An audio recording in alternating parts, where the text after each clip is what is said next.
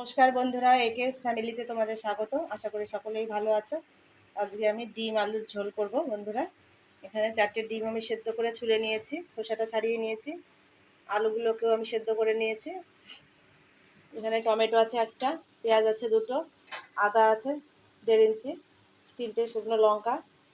এখানে ফোড়নের জন্য শুকনো লঙ্কা, তেজপাতা, গোটা এলাচ, দারচিনি, লবঙ্গ আছে, সর্ষের তেল, জিরে গুঁড়ো, গোটা জিরে, লবণ, হলুদ, ধনে গুঁড়ো। প্রথমে আমি মশলাটা করে নিচ্ছি। মিক্সিং জারে আমি টমেটো দিয়ে দেব, পেঁয়াজ দিয়ে দিচ্ছি, আদা দিয়ে দিচ্ছি, শুকনো লঙ্কা দিয়ে দিচ্ছি, দিয়ে মশলাটা আমি পেস্ট করে নিচ্ছি। ডিমগুলোকে আমি এরকমভাবে কেটে নিয়েছি, 2-3টে জায়গায় চাকু দিয়ে কেটে নিয়েছি। এবার আমি লবণ হলুদ মাখিয়ে নিচ্ছি। ডিম আর আলু দুটোতেই আমি লবণ হলুদ মাখিয়ে নেব একবারে।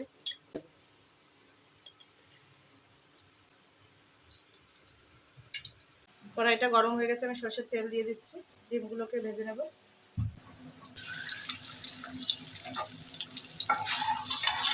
ডিমগুলো ভাজা হয়ে গেছে, আমি তুলে নিচ্ছি।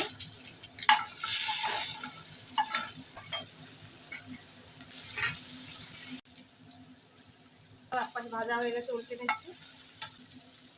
আলুতে একরকম টেস্ট তোমরা করতে পারো বন্ধুরা, সেদ্ধ করে করলে আজকে যেভাবে যে স্বাদটা হবে একদিন রান্না করে খেয়ে দেখতে পারো। সেদ্ধ করা আলু দিয়ে ভাজা হয়ে গেছে, আলুগুলো আমি তুলে নিচ্ছি।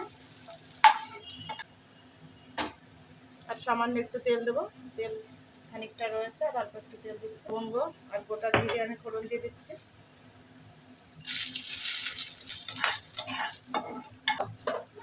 শুকনো লঙ্কা আমি লবণ দিয়ে দিলাম, হলুদ দিয়ে দিচ্ছি। মশলাটাকে এবার ভালো করে কষিয়ে নিতে হবে। সামান্য একটু জিরে গুঁড়ো আর সামান্য একটু ধনে গুঁড়ো দিয়ে দেবো। খুব অল্প পরিমাণে জিরে ধনে গুঁড়োটা দিচ্ছি দেবো, মশলাটা যাতে ভালো করে কষানো যায়। পুড়ে গেলে তরকারির স্বাদটাই নষ্ট হয়ে যাবে, সেই কারণে অল্প অল্প করে জল দিয়ে আমি ভালো করে কষিয়ে নেব। দিয়ে দেবো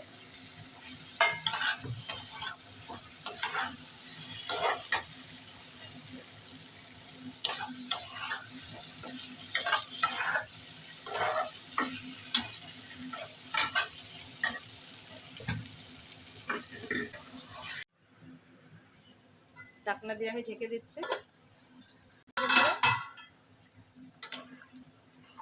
আলুটা সেদ্ধ হয়েছিল, সে কারণে খুব তাড়াতাড়ি রান্নাটা হয়ে যাবে। এবার আমি গরম মশলা গুঁড়ো দিয়ে নামিয়ে নেব। ভিডিওটা ভালো লাগলে বন্ধুরা লাইক, শেয়ার এবং সাবস্ক্রাইব করে দিও প্লিজ।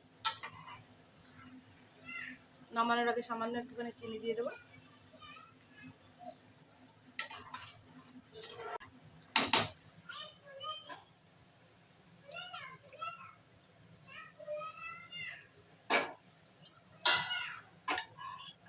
কোনো রেসিপি নিয়ে থ্যাংক ইউ।